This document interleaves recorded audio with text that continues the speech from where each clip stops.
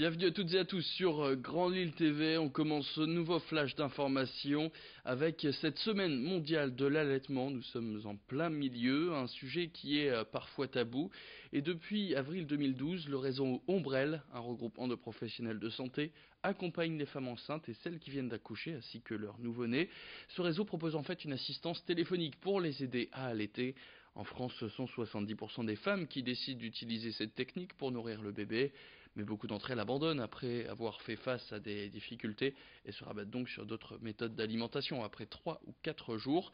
Dans ce programme, 30 professionnels effectuent des permanences pour le réseau et répondent aux questions des mamans entre 18 et 21 heures tous les jours. Des heures choisies car c'est le moment de la journée où les enfants sont le plus en demande. Alors pour savoir ce numéro de téléphone, sachez que c'est le 03 20 44 62 47. Et puis si vous souhaitez plus d'informations, je propose d'écouter cette interview réalisée par Céline Nuret.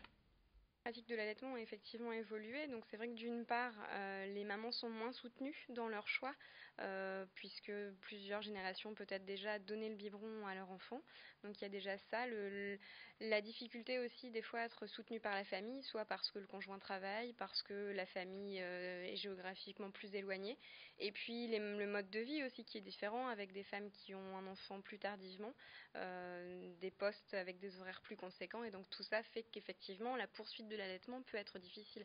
C'est pas forcément évident de tirer son lait au travail, de le conserver, etc. Donc ça nécessite d'être soutenu et bien conseillé dès le départ. Et puis je vous rappelle donc ce fameux numéro de téléphone 03 20 44 62 47. Avis maintenant aux arachnophobes, je vous conseille de fermer les yeux mais de garder les oreilles grandes ouvertes, vous allez voir plein d'araignées.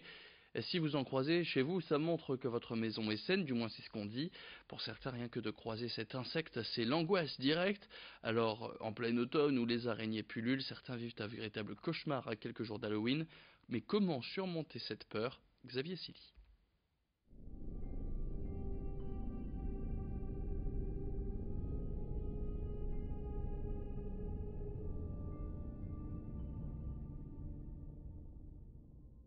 Les températures commencent à chuter et les araignées n'ont qu'un but, aller se réchauffer. Dans les logements de la région, elles sont de retour et même si elles sont inoffensives, pour certaines personnes, elles représentent un véritable cauchemar. Selon un sondage Ipsos, un Français sur 4 serait terrifié par ces insectes. Bruno Macou, hypnothérapeute à Saint-André, en sait quelque chose. On vient me voir parce que c'est pas anecdotique d'être phobique, d'accord? Parce qu'on n'imagine pas, bien souvent les gens ils disent ah mais non, mais il y a qu'à ne pas y avoir peur, t'as qu'à pas y penser, regarde c'est pas méchant, peu importe ça. Vous pouvez pas vous imaginer le nombre d'araignées qu'un phobique des araignées peut voir. Là où même moi, je ne suis pas phobique des araignées, je vais même pas la voir l'araignée. Là, elle est omniprésente. Vous imaginez ce que ça peut faire à longueur de journée, à longueur de semaine? C'est très très handicapant. Pour n'importe quel individu effrayé par les araignées, l'hypnothérapie est un moyen aujourd'hui de mieux prendre du recul face à une crainte déraisonnable. Une grosse araignée velue, une migale qui se ramène vers vous, forcément c'est logique d'avoir peur. On a peur, c'est le mode survie. Par contre, si on n'a pas le choix lorsqu'il y a une petite araignée, là c'est désagréable de ne pas avoir le choix. Donc la technique hypnotique, comme d'ailleurs d'autres techniques qui peuvent être cumulées, par exemple les psychologues comportementalistes, qui est aussi une thérapie très efficace, c'est ouvrir les choix à la personne. Demander à son inconscient de lui ouvrir plus de choix et ne pas toujours se mettre en mode survie, c'est-à-dire en mode angoisse. Bruno Macou va alors s'adapter en fonction du degré de peur des patients pour les soulager. Une ou plusieurs séances sont alors prodiguées.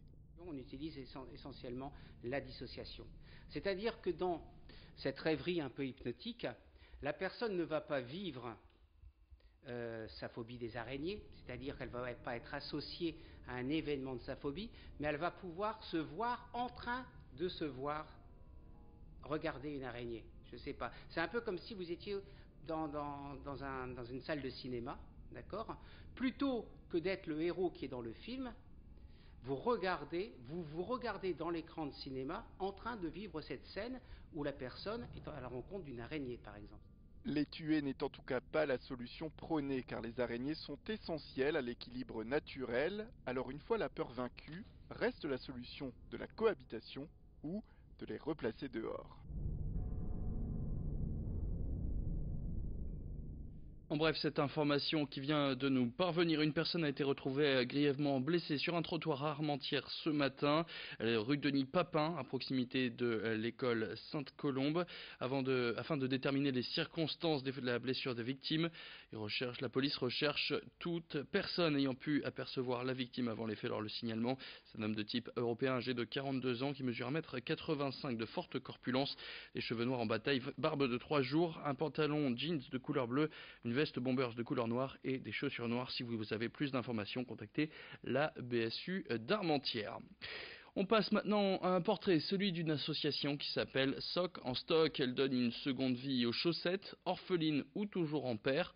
De jeunes Lillois, l'une avocate et l'autre chercheur en économie, sont à la base de ce projet. Ils récoltent, lavent, trient et redistribuent ces chaussettes de manière bénévole avant de les redistribuer entre autres aux sans-abri. Ils travaillent d'ailleurs avec 5 associations qui se chargent de cette distribution, que ce soit sur le littoral ou dans la métropole lilloise. Les points de collecte sont d'ailleurs à retrouver sur leur page Facebook, Soc en Stock. Et les coups de pouce pour les aider sont évidemment les bienvenus, qu'on soit particulier ou encore entreprise. Je propose d'écouter cette interview réalisée par Edith Gunaï. Aujourd'hui, une paire de chaussettes, c'est la base. On pense que c'est la base, mais ça l'est pas pour tout le monde.